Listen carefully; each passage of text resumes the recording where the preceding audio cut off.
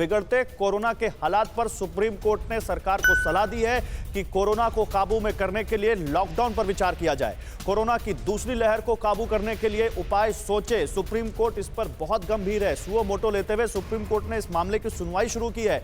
इतना ही नहीं, लॉकडाउन के अलावा सुप्रीम कोर्ट ने सरकार से कहा है कि अस्पताल में दाखिले के लिए एक राष्ट्रीय नीति बने। वैक्सीन की खरीद पॉलिसी को रिवाइज करने को कहा है।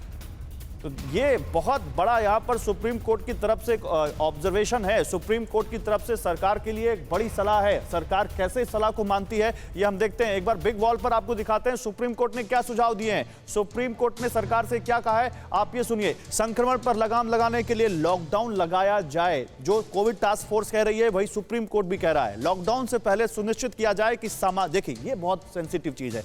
ये सुनिश्चित किया जाए कि सामाजिक और आर्थिक तौर पर बोझ कम पड़े। जिन लोगों पर लॉकडाउन का असर पड़ेगा उनके लिए खास इंतजाम किए जाए। जो हमारे पैनलिस्ट भी कह रहे हैं कि अनप्लान्ड नहीं होना चाहिए ये, वरना इसका और नुकसान हो जाएगा। वैक्सीन की खरीद पॉलिसी को फिर से रिवाइज किया जाए क्योंकि वैक्सीन की परचेज पॉलिसी पर सवाल उठ रहे हैं। 2 हफ्ते में अस्पतालों में दाखिले के लिए एक राष्ट्रीय नीति बनाई जाए क्योंकि अस्पतालों में दाखिले को लेकर भी बहुत ज्यादा लोगों को दिक्कत हो रही है।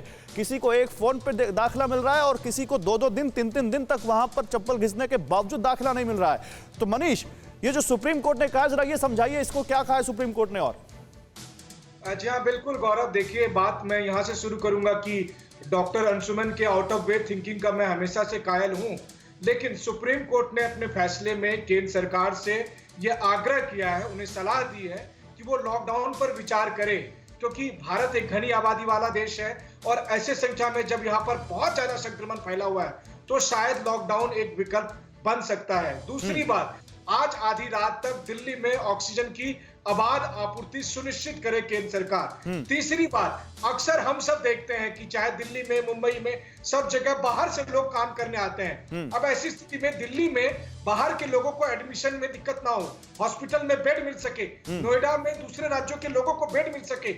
इसलिए सुप्रीम कोर्ट ने कहा है कि एक नेशनल एडमिशन पॉलिसी हो और कोई बाहरी आदमी को भी हॉस्पिटल मना नहीं कर सकता इस आधार पर। बाहरी तो कोई है ही नहीं। ये थोड़ी ना है कि कोई यूपी से अगर दिल्ली आ गया तो बाहरी है। परवाह देश की, सोमवार से शुक्रवार रात 10 बजे TV9 भारतवर्ष पर।